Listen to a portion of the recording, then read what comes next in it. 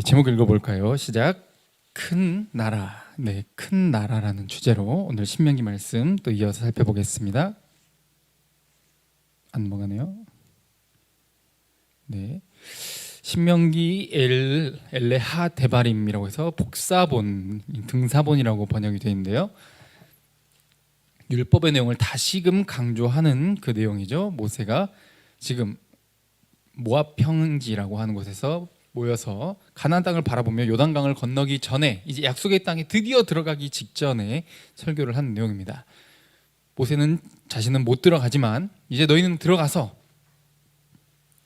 그곳에서 이렇게 살아야 한다라는 것을 다시금 강조하고 있는 것이죠. 성경은 이렇게 반복되고 강조되는 게 굉장히 많아요. 왜 그렇죠? 중요하니까 그래요. 가만히 내버려두면 전혀 다른 반대의 길로 가니까. 그냥 머리로 안다고 그게 전부가 아닌 것입니다. 머리로 안다고 해서 내가 그대로 살아내는 것과는 좀 다른 문제가 되기 때문에 강조하고 또 다시 강조하고 있는 것이죠. 이전에는 지금 과거를 회상하는 장면, 신명기의 처음 부분이 보통 이 과거를 회상하는 부분으로 많이 나와 있습니다. 과거에 불순종해서 광야를 뺑뺑이 돌았던 그 안타까운 사연들, 그리고 모압 국경을 넘은 이후에 아모리 족속과 전쟁했던 것, 그리고 바산과 전쟁했던 것, 그래서 거인을 보고 쫄아서 도망쳤던 1세대가 아니라 이제는 믿음의 세대, 거인이어도 하나님이 싸워 승리하게 하신다 하셨으니 그 약속 믿고 나가서 싸우는 그 정복의 믿음의 세대가 그 땅을 차지하게 된다라는 것이죠. 이제 모세가 못 들어가는 내용이 지난주의 내용이었죠. 그렇게 간절히 부탁을 했지만 정말 40년간 목숨 걸고 성심성의를 다해 충성을 했건만 너는 그 땅에 못 들어간다 라는 실망스러운 대답을 들었지만 모세는 이미 하나님과의 가장 큰 복인 동행을 누렸고 하나님과 함께하는 그 안식 속에서 많이 살았기 때문에 그 땅에 겉으로 드러나는 그 땅이 영원한 목적이 아닌 것이죠. 상징성을 갖고 있는 것이었고 영원하신 하나님의 나라가 궁극적인 목적이고 그곳에 들어가는 자들은 믿음의 사람들, 그리고 하나님과 가까이하고 함께하는 그 자체가 참된 천국, 복이라고 하는 것을 지난 시간에 살펴보았습니다. 이 내용들을 살펴볼 때 오늘 본문도 그렇고 계속해서 체크해야 되는 거예요. 우리가 뭘 잘못했고 우리가 왜 바로 못 들어가고 광야를 돌았고 이렇게 늦어지게 되었는가 라는 것을 이 모세의 고별 설교 내용을 통해 살펴보는 거죠. 자, 오늘 본문 4장 1절 읽어볼게요. 자, 시작. 이스라엘아, 이제 내가 너희에게 가르치는 규례와 법도를 듣고 준행하라. 그리하면 너희가 살 것이요 너희 조상의 하나님 여호와께서 너희에게 주시는 땅에 들어가서 그것을 얻게 되리라. 아멘. 먼저 이 말은 들으라 이스라엘로 시작을 합니다. 들으라는 거예요. 무엇을? 하나님이 가르쳐 주신 그 말씀, 규례와 법도를 두 글자로 하면 뭐죠? 율법이에요. 율법. 이것을 먼저 들어야 하고 그 다음에는 들은 것에서 그치지 않고 준행, 행동으로 옮겨야 된다는 거예요. 이게 사는 길이에요. 그리하면 너희가 빨간 글씨로 되어 있죠? 살 것이다. 어디서 사는 거예요? 너희가 약속받은, 너희 조상들의 약속한 그 땅, 너희에게 주실 땅 들어가서 그것을 얻고 차지하게 되는데 뭔가 순종해야 그 땅을 차지해야 된다 이런 뉘앙스처럼 보이지만 그런 내용이 아닙니다. 지금 그러면 너희가 살 것이다 라는 것과 땅에 들어간다라는 것이 같은 의미로 지금 반복되고 있는 거예요. 너희에게 주시는 땅에 이미 들어가는 것은 확정적인 것이고 들어가서 너희가 그것을 유지하고 복된 삶을 잘 살아낼 수 있는 길이 바로 율법대로 말씀대로 살아가는 방법인 것이죠. 머리로만 아는 것이 아니라 듣고 행동으로 준행하는 그 삶이 사는 길이에요. 죽겠다 하지만 죽지 않는다는 거죠. 무섭다 두렵다 이게 될까 싶지만 되게 한다는 겁니다. 되게 하신다는 거예요. 그러니 먼저 뭐 해야 돼요? 들어야 돼요. 저와 여러분들도 오늘 이렇게 말씀을 듣고 나누고 있는 것이죠. 저도 그냥 제 말을 하는 것이 아니라 하나님의 말씀을 듣고 전해드리는 것이고 저도 먼저 듣고 배우지 않았다면 이런 자리에 설 수조차 없는 것이죠. 먼저 잘 듣고 준행해야 되는데 특히 이 잘 듣고 준행할 때 주의해야 될 점이 있어요. 자, 4장 2절 읽어볼게요. 시작. 내가 너희에게 명령하는 말을 너희는 가감하지 말고 내가 너희에게 내리는 너희 하나님 여호와의 명령을 지키라. 자, 가감하지 말고 지켜라. 분명히 듣고 준행해야 되는데 주의사항은 가감하지 말고, 가감한 뭐죠? 더하는 거예요. 감한다, 빼는 거예요. 더하거나 빼면 안 되는 거예요. 하나님의 말씀을 더하거나 빼지 말고 있는 그대로 받아들이고 지키라는 거예요. 너가 임의대로 이거는 좀 나한테는 안 맞는데 하고 안 지키고 빼버리고, 이거는 좀 이렇게 하는 게 더 좋을 것 같아, 하나님이 말씀하신 것보다 더해가지고 뭔가 해버리는, 이게 말씀의 큰 왜곡을 불러일으키고 더 이상 그것이 하나님의 말씀이 되지 않게 만들어버려요. 우리는 그것을 하나님의 말씀을 기초로 했다고 하지만 빼거나 더하는 순간 하나님의 말씀이 아니에요. 지 말이지, 본인의 말이에요. 하나님의 말씀과 상관이 없게 되는 거예요. 이것을 계시의 완전성이라고 하는데 하나님의 말씀 그 자체로 충분하다는 거예요. 완벽하다는 거죠. 더할 것도 없고 뺄 것도 없어. 그 자체로 최고야. 퍼펙트하다는 거죠. 완벽해. 그래서 이것을 요한계시록에서는 계시를 완성하며 성경이, 신구약 성경이 모두 완성되면서 맨 마지막에 이러한 문구가 기록이 되어 있습니다. 자, 요한계시록 22장 18절 19절이에요. 읽어볼게요. 시작. 내가 이 두루마리 예언의 말씀을 듣는 모든 사람에게 증언하노니 만일 누구든지 이것들 외에 더하면 하나님이 이 두루마리에 기록된 재앙들을 그에게 더하실 것이요 만일 누구든지 이 두루마리의 예언의 말씀에서 제하여 버리면 하나님이 이 두루마리에 기록된 생명나무와 및 거룩한 성의 참여함을 제하여 버리시리라. 아멘. 더하면 여기 기록된 모든 재앙과 저주를 더해버릴 거고, 만약 하나님의 말씀에서 자기 마음대로 빼버리면 생명책에서, 구원에서 빼버리시겠다. 엄청난 무서운 말씀이에요. 우리 그래서 말씀을 대할 때 저도 항상 두렵고 떨리는 마음으로 서는데, 저와 여러분들이 주님 앞에 설 때 이 마음이 동시에 있어야 된다는 거예요. 하나님을 경외한다라고 하는 것은 사랑하는 거지만 사랑한다고 해서 함부로 대하는 것이 절대 아닙니다. 하나님의 말씀을 정말 공경하고 두려운 마음으로 대할 수 있는 그 자세가 꼭 필요하다라는 것이죠. 이것은 마치 하나님의 말씀이 처음에 아담과 하와에게 주어졌던 것을 생각나게 하는 거예요. 하나님 먹지 말라 그랬어요. 그건 죄예요. 먹으면 죽어요. 근데 뱀이 와서 뭐라 그랬죠? 안 죽어. 하나님 너한테 거짓말 친 거야. 뭘 죽어 죽기는. 하나님처럼 될까 봐 그런 거야. 하나님이 먹으라 그랬는지 먹지 말라 그랬는지 뭔가의 그런 전체적인 큰 틀을 가지고 와서 바꿔버리는 그것이 하나님의 뜻과 전혀 상관없는 정반대의 길을 가게 만들어 버린다는 것이죠. 사탄은 언제나 우리에게 이렇게 유혹해요. 우리 마음의 욕망을 건드리고 욕심을 건드려서 그 정도쯤이야, 괜찮아 하고 조금만이라고 하면서 아주 작은 균열을 내고 말씀을 조금만 더하고 빼고 이렇게 하게끔, 그렇다고 네가 뭐 예배를 안 드린 것도 아니고 말이야 하면서 뭔가를 타협점을 막 찾아요. 근데 이게 어디까지 가는 건 계시의 완전성을 굉장히 왜곡시켜버리고 하나님의 말씀을 오해하게 만들고 하나님의 뜻이 이루어지는 것이 아니라 뱀의, 사탄의 뜻이 이루어지게 되는 길로 가게 된다는 거예요. 그래서 이 아주 작은 것, 사소한 것에서부터 예민하고 청결하고 그리고 근신하고 깨어있는 이 성령을 구하는 우리의 삶의 태도가 매우 중요하다는 겁니다. 그런 저와 여러분들이 되기를 바랍니다. 이런 내용을 가지고 예수님도 당시 오셔서 서기관과 바리새인들을 향해서 매우 분노하시면서 호되게 뭐라고 하셨어요. 그렇죠? 이 독사의 자식들아라고까지 하면서 우리로 치면 엄청난 쌍욕을 하신 거예요. 하나님의 말씀을 왜곡하는 그들을 향해서 엄청난 말씀을 하십니다. 23장 전체를 살펴보면 좋지만 시간 관계상 15절만 읽어볼게요. 자, 시작. 화 있을진저 외식하는 서기관들과 바리새인들이여, 너희는 교인 한 사람을 얻기 위하여 바다와 육지를 두루 다니다가 생기면 너희보다 배나 더 지옥 자식이 되게 하는도다. 아멘. 자, 서기관들, 이런 사두개인들, 이런 사람들은 뭐 부활이 없다 이렇게 말해서 빼죠. 근데 바리새인들은 어때요? 있는 것보다 더 더해버려. 그래서 인간이 지키기에 굉장히 무거운 막 형식들 막 많이 만들어내. 몇 발자국 이상 걸으면 안 되고 뭐 불 켜면 안 되고부터 막 여러 가지 정말 사람을 힘들게 만드는 그러한 것들을 더해서 말씀을 지키겠다라는 의도지만 하나님은 안식을 주시길 원하셨는데 안식이 아니야. 너무 피곤해. 그리고 이걸 지키기가 너무 무거운 짐이야.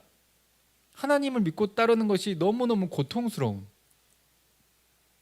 이것을 장려를 해버리니까 둘은 그래서 서로 성향이 맞지 않아요. 사두개인들을 그리고 사두개파라고 하는데 사두개파, 바리새인, 바리새파 이 또 서기관들이 보통 이런 사두개 출신들이 많았기 때문에 고위 관리 관직을 가진 사람들이 보통 사두개파 출신이었거든요. 근데 예수님을 미워한 데는 짝짝꿍이 잘 맞아가지고 서로 그러니까 우리로 치면은 서로를 막 이단시할 정도로 굉장히 혐오해놓고 예수님을 적대시하고 잡아다 죽이고 미워하는 데는 한마음 한뜻을 가졌다라는 거죠. 얘네들이 하는 게 뭐예요? 한 명의 교인을 얻기 위해서 막 말씀을 막 이렇게 저렇게 막 자르고 갖다 붙이고 해가지고 막 뭔가 자신들이 또 거룩해 보이고 막 이렇게 하게끔 형식적인 뭔가를 굉장히 잘 갖춰놓은 근데 사실은 무거운 짐. 그래서 예수님이 뭐라 하시죠? 교인 한 사람 얻으려고 두루 다니고 별 짓을 다 하지만 결국 그들을 데리고 와서 교인 한 명이 생겼어. 그럼 가르치는 내용이 뭐예요? 하나님 뜻과 상관이 없는 거예요. 본인 말을 하고 있는 거예요.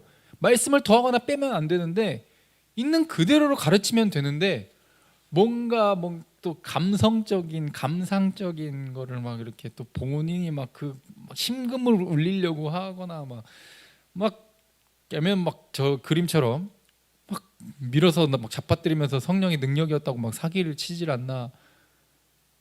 별 사건이 많이 일어납니다. 그것을 지금 예수님 당시에는 뭐라고 해요? 그들이 종교 지도자예요. 지금으로 치면은 종교의 사역자들을 말을 하는 거죠. 잘못 가르치는 그들을 향해 너희도 지옥 자식인데 그들은 더 무지하기 때문에 더 배나 더 지옥 자식이 되게 하는구나. 어렵게 그 한 영혼 교인으로 만들어 놓고 지옥 자식이 되게 만들어 버려요. 예수님이 분노하시는 거죠. 지금 교회도 크게 다르지 않다고 생각을 합니다. 안타깝지만 그리고 듣는 많은 분들이 불편하실 수 있겠지만 이게 불편한 진실입니다. 교인 한 명 얻으려고 그리고 편하게 목회하기 위해서 말씀을 말씀대로 하는 게 아니라 인간적인 무언가를 계속 가미를 하는 거예요. 프로그램 위주로 돌려버리고 말씀보다는 뭔가 순종을 강조하는데 다 너가 복 받으라고 기복주의를 가르치고 또 뭔가 성령의 능력이라고 하면서 신비로 막 뭔가 신비주의적인 말씀과 관계없는 하나님의 뜻과 상관없이 본인의 이름, 본인의 교회의 이름, 본인의 영광, 본인 교회만의 영광 이걸 드러내기 위한 모습이 안타깝게도 많다는 거죠. 예수님이 이것을 매우 분노하고 싫어하셨고 오늘 본문 신명기에도 하나님께서 분명히 강조하는 거예요. 더하거나 빼면 안 된다. 저를 위해서도 많이 기도해 주세요. 저도 그 마음 잃지 않고 끝까지 하나님의 말씀만 말씀되게 전할 수 있도록 열심히 또 노력하고 준비하고 그런 삶을 살아내는 사역자가 되었으면 합니다. 많이 기도 부탁드립니다. 자, 이렇게 선악과를 먹은 것처럼 결국 잘못을 범하는 것은 이 더하고 빼는 바꿔버리는 이 왜곡에서 출발을 하게 된다는 겁니다. 또 강조하는 게 뭐예요? 신명기 또 4장 3절에 과거를 또 회상하는데 자 읽어볼게요. 시작. 여호와께서 바알보올의 일로 말미암아 행하신 바를 너희가 눈으로 보았거니와 바알보올을 따른 모든 사람을 너희 하나님 여호와께서 너희 가운데서 멸망시키셨으되. 아멘. 자, 바알보올 뭐예요? 보올이라고 하는 지역에서 모압 그 발람 선지자가 모압의 발락 왕의 그런 사주를 받고 야 이스라엘 저주해라. 기억나시죠? 민수기 25장 있었던 이 바알볼 사건인데, 민수기에 있었던 먼저 발락 왕이 이스라엘 백성들이 전진해 오니까 쟤네들을 저주해라, 하나님이 돈으로 매수 당하는 분으로 착각하고 많이 돈 줄 테니까 하나님이 우리 편 되게 만들어라, 하나님이 쟤네 편이 아니라 하나님이 우리가 정성을 더 많이 보지만 하나님 우리 편 되지 않겠냐 해가지고 발람 선지자로 자기 편을 만들어서 이렇게 어떻게 해보려고 그랬는데 그게 실패한 거예요. 그런데 이제 이 발람 선지자 거기서 멈추지 않고 실패하지 않고 이스라엘에 자빠져 넘어질 수 있는 유혹거리를 꾀를 알려줍니다. 그게 뭐예요? 여자를 보내주는 거예요. 그래서 모압과 미디안 여자들을 보내서 우상 앞에서 함께 제사하고, 당시에 우상 숭배를 하는 모습은 그 우상 신전에 가서 이 많은 참 눈뜨고 볼 수 없는 단체의 성관계 파티를 여는 거예요. 이게 당시 우상 숭배하던 모습이었거든요. 이걸 이 바알보올 사건이라고 해요. 그래서 하나님께서 진노하시고 이 이스라엘 백성들에게 이 연병을 내려가지고 저주하시고 하루에 죽은 자가 24,000명이 되는 엄청난 사건이었죠. 지금 앞에 하나님 말씀을 왜곡하는 것 안 된다, 그 땅에 들어가면 왜곡하면 안 돼, 그것과 같이 이어지는 내용이 바로 뭐예요? 바알볼 하면 안 된다는, 우상 섬기면 안 된다. 하나님 말씀을 더하고 빼는 게 우상이라는 거예요. 하나님 말씀대로 살지 않는 게 우상을 섬기는 거라는 거죠. 하나님 말씀대로 살지 않으면 거기에 있는 수많은 유혹거리들 바로 우리를 넘어뜨릴 거고 아주 쉽게 자빠질 거라는 거예요. 지금도 마찬가지죠.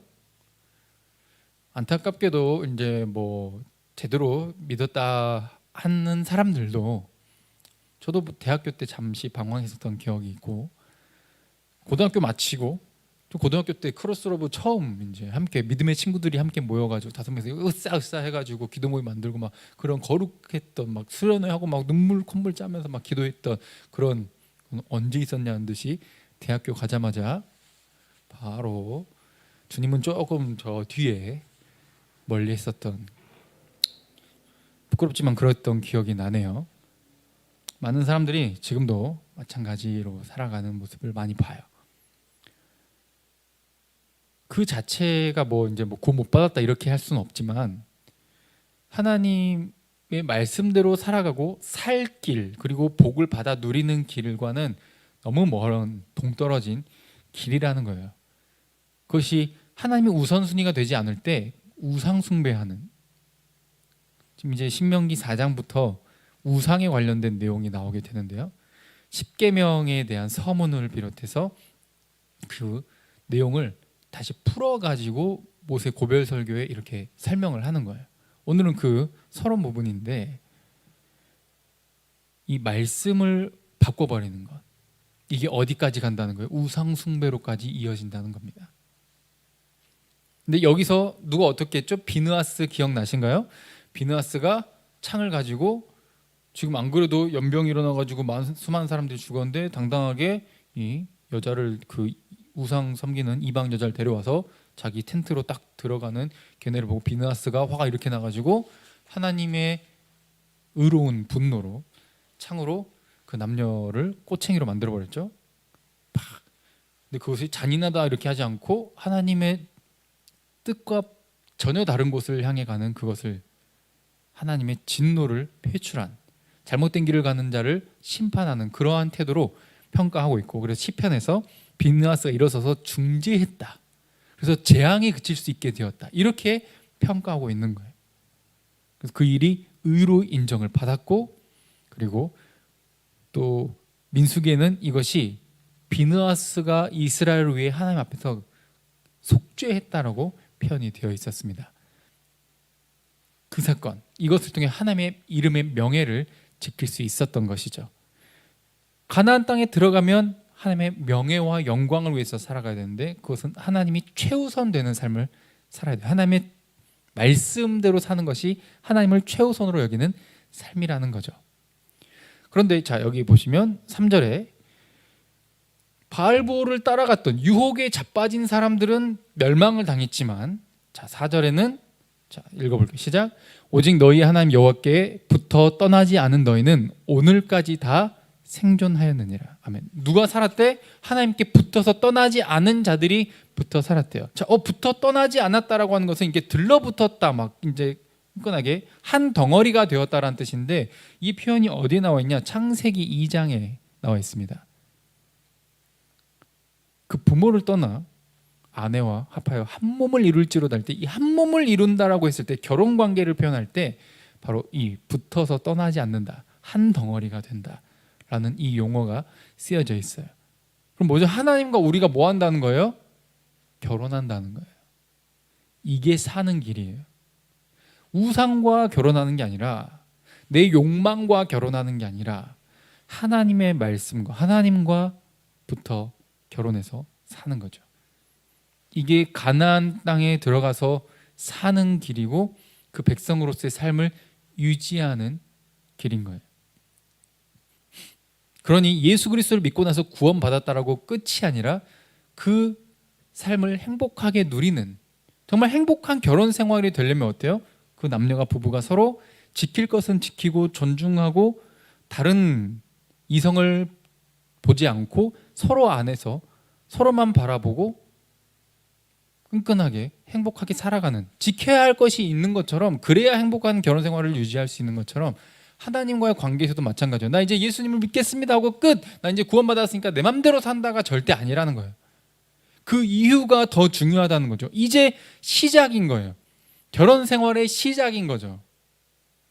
이 결혼이 파탄 나지 않기 위해서 중요한 것은 서로가 서로를 위해서 지킬 것을 지키며 사는 것이죠. 하나님은 언약의 약속을 지키시고, 이스라엘 백성들도, 우리 하나님 백성도 하나님의 말씀을 따라 순종하는 삶을 사는 거예요. 이 삶이 선물이에요. 우리는 뭔가 순종하면은 뭔가 막 좀 부담스럽고 막 좀 힘들 것 같고, 이 고통스러운, 너무 불편한, 얽매이는, 이렇게 생각하기 쉽지만, 성경은 뭐라 표현하냐? 이것을 하나님의 선물이라 표현하고 있어요. 자, 5절부터 읽어볼게요. 시작. 내가 나의 하나님 여호와께서 명령하신 대로 규례와 법도를 너희에게 가르쳤나니, 이는 너희가 들어가서 기업으로 차지할 땅에서 그대로 행하게 하려 함인지요. 아멘. 자, 들어가서 차지할 땅 계속 강조되고 있죠. 지금 신명기 어디를 바라보고 있다고? 가나안 땅을 바라보고 고별 설교하고 있다고요. 저 땅에 들어갈 건데, 땅만 선물이 아니에요. 땅에 들어가서 지켜야 될 규례와 법도, 이 율법 10계명은 이미 시내산에서 먼저 미리 받았어요. 그것도 선물이라는 거예요. 왜냐하면 그 땅에서 복되게 살려면 이 율법의 정신이 너무너무 중요하거든요.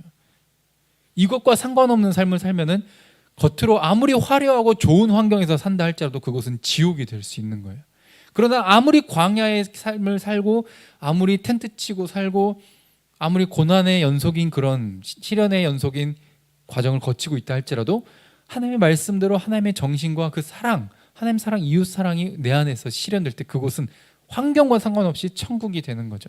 하나님과 가까이 하는, 동행하는 삶을 살게 되니까요. 그러니 이 법도, 율법, 규례, 이것이 선물이에요. 하나님이 누구신지를 알려주거든. 이 율법을 보면 하나님의 뜻을 알 수 있어. 하나님이 누구신지를 알 수 있어. 내가 사랑하는 존재에 대해서 관심이 있다면 당연히 사랑하는 존재에 대한 지식, 그리고 관심, 그리고 또 모은 신경, 이게 가는 게 정상적인 거거든요. 어디가 불편하진 않나? 내 사랑하는 대상이 뭔가 기분이 더 좋았으면 좋겠고, 행복했으면 좋겠고, 뭔가 화나지 않았으면 좋겠고, 또 실망하지 않았으면 좋겠는, 이것이 정상적인 사랑의 감정이라는 것이죠. 그럼 율법을 주신 것은 하나님을 사랑하는 방법, 하나님 무엇을 기뻐하시는가, 여기에 관심을 반드시 가지고 머리로 말면 안 되고 살아내야 한다. 그래서 그 땅에 들어가는 현실, 눈에 보이는 현실, 눈에 보이는 땅, 거기 들어가서 눈에 보이는 우리의 삶이 그렇게 변화되어 살아가야 된다는 거예요. 이게 천국입니다, 여러분. 그렇게 됐을 때 성경의 오늘 본문에 이렇게 표현을 해요. 자, 신명기 4장 6절 시작. 너희는 지켜 행하라. 이것이 여러 민족 앞에서 너희의 지혜요 너희의 지식이라. 그들이 이 모든 규례를 듣고 이르기를 이 큰 나라 사람은 과연 지혜와 지식이 있는 백성이로다 하리라. 아멘. 지켜 행할 때 그러면은 주변의 여러 민족이 주변 민족들 수많은 나라들이 민족은 이제 나라로 번역이 가능해요. 영어로 네이션 민족이라고 되어 있는 거니까 그 여러 주변 나라 민족들이 보고 큰 나라다라고 평가한대요. 주변 나라 민족들은 뭘 알고 있어요? 이스라엘 백성 하면은 지금 저때 당시에 이스라엘의 출신은 어때요? 이집트에서 뭐 했어요? 노예 생활했잖아요. 그리고 지금은 뭐 하고 있어요? 유랑하고 있잖아요. 난민이요, 난민. 지금으로 치면 난민이라고. 살 땅이 없어요. 난민이라고요. 대단한 출신이 아니에요. 천한 출신이라는 거예요. 당시 신분으로 따졌을 때. 근데 이 백성을 향해서 노예 출신이고 지금 난민 수준인 얘네들을 향해서 뭐라고 평가한다고요? 큰 나라. 영어로 Great Nation이라고 이렇게 돼 있더라고요. 어떻게 그런 애들이 큰 나라가 될 수 있지? 어떻게 그런 평가를 받을 수 있지? 라고 했을 때 지금 뭘 강조하고 있어요? 지켜 행하라를 강조하고 있잖아요. 뭐를? 하나님의 율법을. 거기에 뭐가 있다는 거예요? 모든 지혜와 지식이 거기 다 있다는 거예요.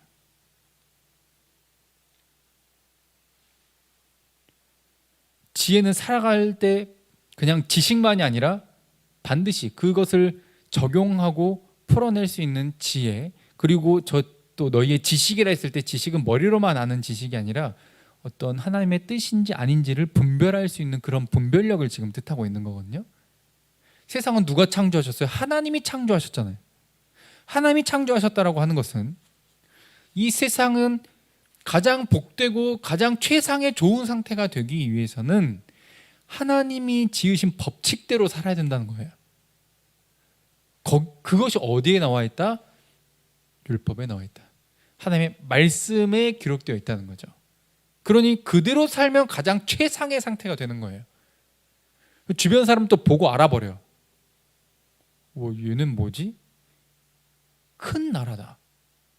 창세기 12장에 이미 아브라함에게 약속하셨던 큰 나라, 큰 민족을 이루게 하시겠다라는 그 약속의 성취를 뜻하는 것이죠.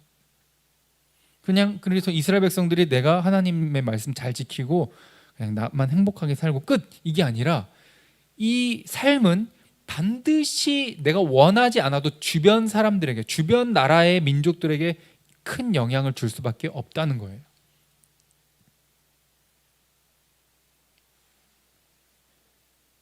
이것을 펼쳐진 책이라고 표현을 했어요. 이스라엘의 이 제사장 나라라고 불리는 다른 사람들의 롤모델로서 모델링돼서 살아가는 이 모습을 향해 펼쳐진 책, 펼쳐진 성경책. 다른 사람들은 성경을 알지도 보지도 본 적도 없지만 우리의 삶을 볼 때, 이스라엘 백성들의 삶을 볼 때 펼쳐진 성경을 읽는 것 같은 효과가 일어난다는 거죠.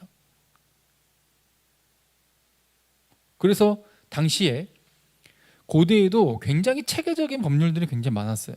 지혜로운 왕들이 많았고 자기들 나름대로 엄청난 지식과 문명이 발달을 했거든요. 그죠? 이 메소포타미아 문명을 또 이뤘던 함무라비 법전도 여러분들 세계 역사 속에 들어본 적 있을 거예요. 눈에는 눈, 이에는 이 이렇게 하면서 나름대로 체계적인 이런 법률이 없는 건 아니었지만 사회, 경제, 문화, 정치, 종교 이 모든 것을 통틀었을 때 우리가 갖고 있는 이 문화와 정치 이런 체계적인 법률도 참 좋았다고 생각을 했는데 이스라엘 백성들이 살아가는 모습을 보면 어때요? 우리 건 쓰레기가 되는 거예요. 저만큼 더 좋은 게 없는 거예요. 하나님의 말씀만큼 최상의 상태, 최고의 법이 없는 거죠.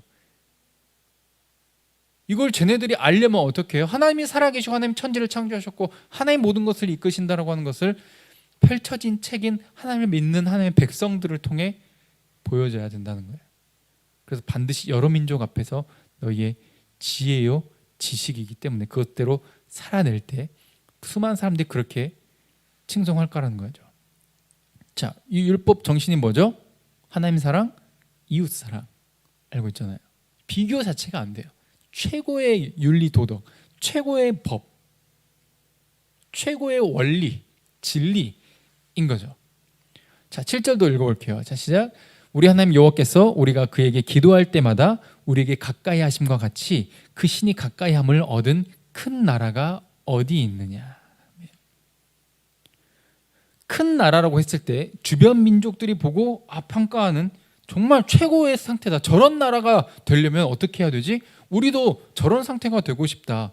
뭐 지금 우리나라가 좀 이제 방역에 있어서 좀 긍정적인 평가를 기대는 못하고 있는 상태이지만 한때는 K-방역이라 해가지고 굉장히 큰 모델이 되었고 그래서 주변 여러 나라들이 우리나라를 많이 따라 했어요. 그렇죠?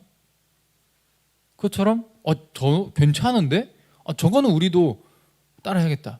예를 들어 드라이브 스루로 이 방역 코로나 검사를 해주는 이런 시스템부터 해가지고 굉장히 획기적이었다고 해요.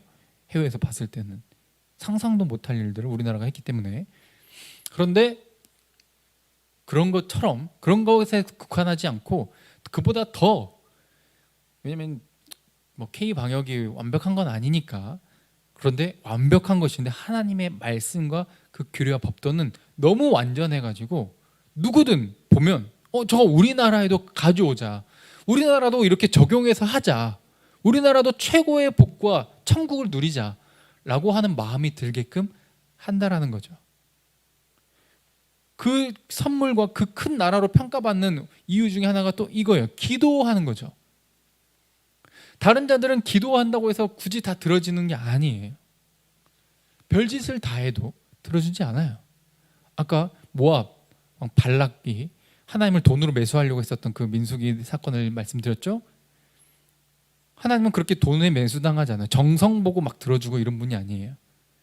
하나님과 하나 된, 아까 여기 어디였죠? 예, 하나님과 한 몸이 된 이들을 사랑하시고 이들을 기억하시고 이들의 기도를 들으시고 귀 기울이시고 응답하시는 것이지, 노력 보고 뭔가 돈 많고 이런 것으로 평가하지 않는다고요. 그러니 우리도 교회 안에서 잘 먹고 잘 사는 것도 중요하지만 그것이 궁극적인 목적이 아니라고 하는 것을 항상 잊지 말아야 된다는 거예요. 기도하는 것은 하나님과 대화하는 거고 그만큼 하나님과 가깝다는 거예요. 이 나라가 어떤 나라라고 평가받는다고요? 큰 나라. 그 어떤 나라도 창조주와 이렇게 가까웠던 나라와 민족은 전에도 없다는 거예요. 이스라엘 백성이 하나님과 가장 가까운 임마누엘이었죠. 우리 지난 시간에도 가장 큰 복이 뭐였죠? 임마누엘, 하나님과 함께하는 복이었잖아요. 이 가장 큰 나라. 그래서 4장 8절도 읽어볼게요. 자, 시작. 오늘 내가 너희에게 선포하는 이 율법과 같이 그 규례와 법도가 공의로운 큰 나라가 어디 있느냐. 아멘. 자, 큰 나라가 율법과 지금 관련됐고 율법을 지켜 행할 때 다른 사람들에게, 다른 민족에게 본이 되는 가장 행복한, 가장 최상의 윤리와 도덕이 이루어지는, 이웃 사랑의 정신이 이루어지는 그런 나라가 이루어지게 되고, 그리고 하나님과 가까이 하면서 큰 복을 누리는, 기도가 응답받는 큰 나라가 되게 되고, 또 이 큰 나라는 어때요? 공의로운 나라예요. 정의가 실현이 된다는 거죠. 이게 하나님 나라의 통치 원리예요. 억울한 자가 생기는 게 아니라 가난하다고, 못 배웠다고, 인종 때문에, 피부 색깔 때문에, 외모 생김새 때문에, 갖고 있는 돈의 크기 때문에, 타고 다니는 차 때문에, 나이 때문에, 경력 때문에 차별받는 나라가 아니라 정의와 공의가 실현되는 나라. 그 나라가 큰 나라예요. 원리가 전부 이제 일맥상통하다는 걸 여러분들 이제 깨달으실 수 있겠죠? 말씀과 관련되어 있어요. 말씀대로 살 때 어떤 나라가 된다고요? 큰 나라가 되는 거예요. 그러면 아까 이렇게 현대 교회들이 잘못하는 것처럼, 아니면 예수님 당시에 서기관과 바리새인들이 잘못하는 것처럼 교인 한 사람 얻으려고 말씀을 더하거나 빼고 막 자기 마음대로 왜곡시켜 가지고 하는 게 아니라 말씀을 있는 그대로 많은 숫자를 유치하고 얻어내는 것보다 뭐가 더 중요하다는 거예요? 말씀대로 살아가는 그 한 사람이 중요하다는 거예요. 큰 나라, 그게 큰 나라라는 거예요. 말씀대로 살아가는 자들이 있을 때 그게 큰 나라인 거지, 겉으로 화려하고 잘 먹고 잘 살고 숫자가 엄청 많고 막 규모가 어마어마하고 의리의리하다고 해서 큰 나라가 아니라는 거예요. 성경은 이게 큰 나라라고 지금 우리에게 가르쳐주고 있어요. 말씀이 실현되는, 그리고 그 주변 사람들에게 복을 전하는 하나님의 나라는 이런 거야. 그래서 예수님을 믿어야 돼. 아무리 지금 세상이 뭐 인권을 뭐 우선시한다고 하고 해도 세상 언제든 뒤집힙니다, 여러분. 언제든 망가질 수 있고, 다시 지금 민족주의가 부활해서 러시아가 우크라이나 공격하잖아요. 중국도 지금 슬금슬금 기어 나오잖아요. 일본도 다시 자기네들 선제 공격이 가능한 무장을 하겠다고 막 지금 그런 얘기들을 하고 있잖아요. 언제 세상이 격변하고 변할지 몰라요. 세상은 완벽하지 않습니다. 그러나 어떤 나라가 완벽해요? 하나님의 나라가 완벽해요. 인간이 왕이 되는 나라가 아니라 하나님의 법대로, 하나님이 왕이 되셔서 하나님의 뜻대로 세상이 통치될 때, 다스려질 때 완전한 나라가 세워진다는 거죠. 그 한 사람이 있을 때 거기에 소망이 있고 그곳에 천국이 임한다는 거예요. 그래서 펼쳐진 책처럼 혹은 표지판처럼, 아, 여기가 아니라 저기구나 라는 것을 알려주는 표지판처럼 하나님의 백성은 그런 삶을 살아야 된다는 거예요. 여러분들이 펼쳐진 성경책이며 표지판이에요. 여러분 주변에 안 믿는 사람들, 예수 그리스도를 모르는 사람들 너무 많아요. 기독교를 그냥 욕하고 저주하고 그러고 있는 사람들 많아요. 그 사람들을 향해 분노하고 미워할 것이 아니라 보여줘야 돼요. 대한민국이 커? 러시아가 커? 중국이 커? 일본이 커? 미국이 커? 아니, 하나님 나라가 커. 가장 큰 나라는 말씀이 실현되는 나라야. 이 세상 하나님이 창조주시거든. 그걸 우리의 삶으로 보여줘야 되는 거예요.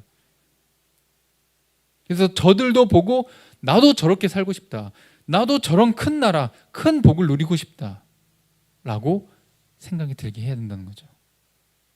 이건 저희 크로스로버가 강조하는, 그리고 성경이 우리에게 강조하는 삶의 예배예요. 살아내면서 보여주는 거예요. 지켜 행하라라고 하는 것은 단순히 너 복 받으려면은 너 돈 많아지고 부자 되고 건강하게 막 무병장수하려면은 지켜 행해야 된다, 이게 아니에요. 오늘 본문 살펴봤죠? 큰 나라, 복 받는 나라가 어떤 나라예요? 지켜 행한 나라인데, 그것은 나만이 아니라 우리 주변으로 흘러가는, 주변에 선한 영향을 끼치는 나라예요. 이게 큰 나라죠. 세상이 아무리 어렵고 어둡고 혼탁하고 망가진 모습으로 있어도 그 한 사람이 있을 때 빛이 임하는 거죠.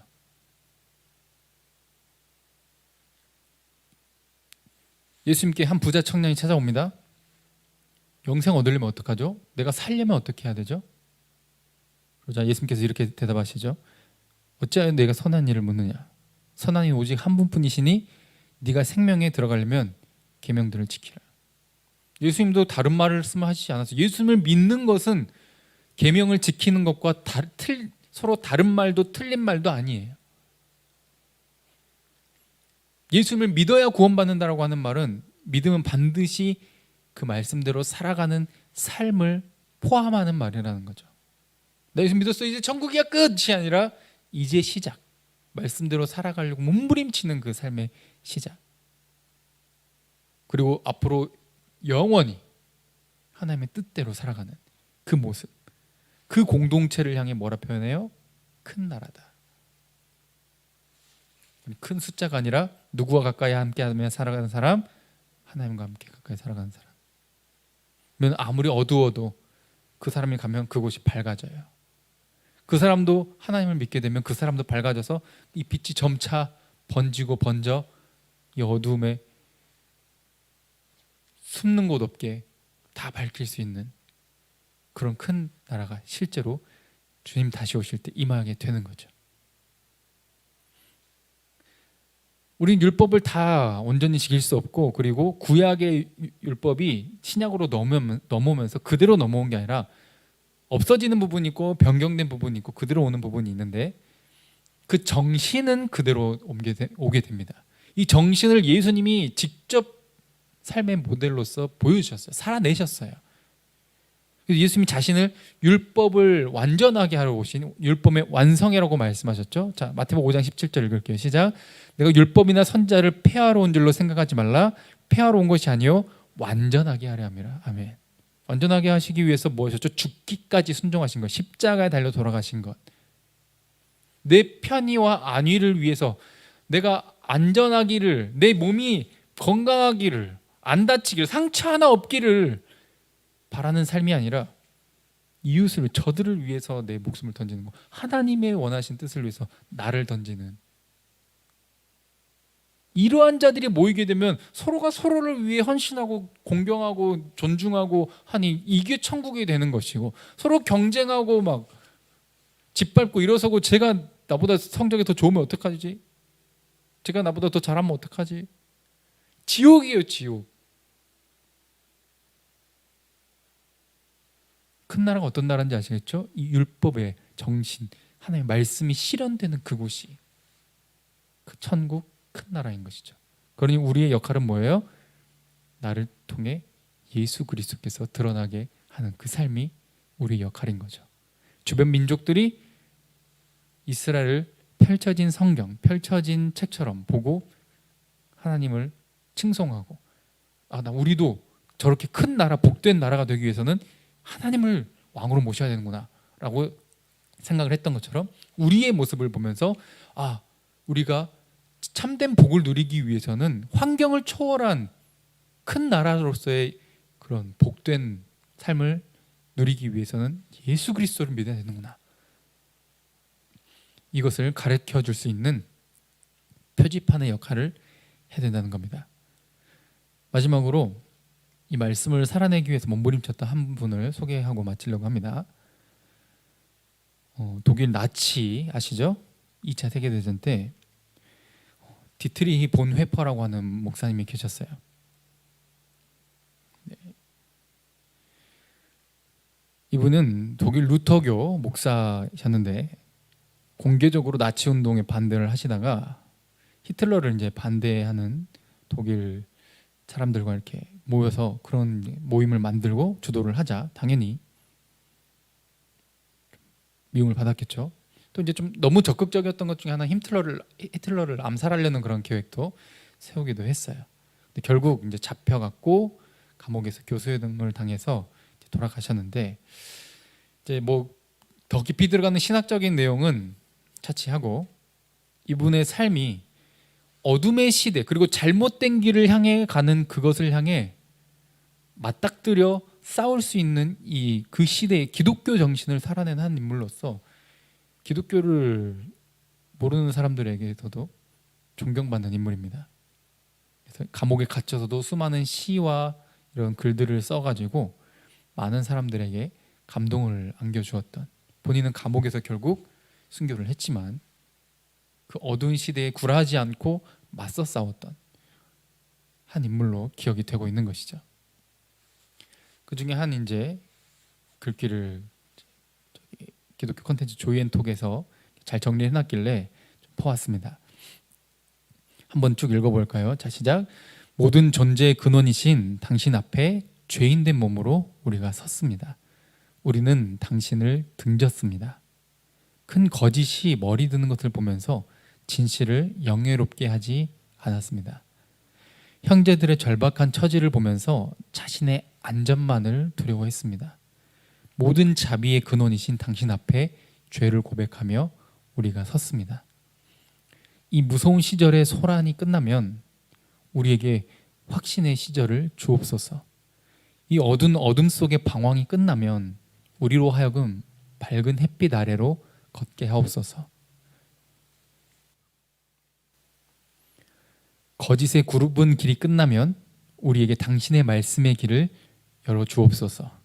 그리고 당신께서 우리에게 범죄를 씻어 주실 때까지 우리로 하여금 주여 견디게 하옵소서. 우리 일제 시대에도 있었고 지금 저 나치에서 맞서 싸운 저분도 그렇고 사실 고문 당하기도 하고 얼마나 괴롭고 얼마나 무서웠을까요? 저도 만약 저 상황이 된다면 당연히 저렇게 해야겠지만 그 누가 자신할 수 있을까요? 모진 고문 앞에서 견딜 수 있을까? 내 믿음을 지킬 수 있을까? 주를 부인하지 않을 수 있을까? 근데 이분은 그 어두운 시대, 절망의 시대, 와, 세상이 어찌 되려고 하는 건가? 이대로 세상은 소망이 안 보이고 끝나버리는 것인가? 그런 시기지만 끝까지 포기하지 않고 자신 한 명이라도 말씀을 펼쳐진 책처럼 굳건히 서서 흔들리지 않는 표지판처럼 하나님의 큰 나라의 백성은 바로 이러한 삶이다라고 하는 것을 보여줬다는 거죠.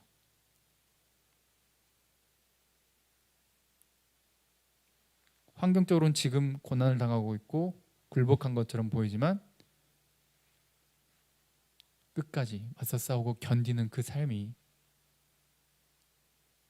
큰 나라의 빛의 삶이라는 겁니다.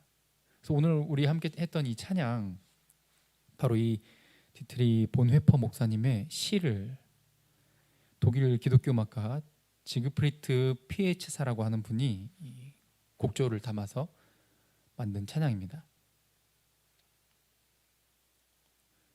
코로나뿐만 아니라 여러 가지 더 어지러워지고 다시 격변하고 환경적으로 좋아지는 게 아니라 계속 이게 어떻게 될지 감이 안 잡히는 세상 속에 살지만 그 속에서 끝까지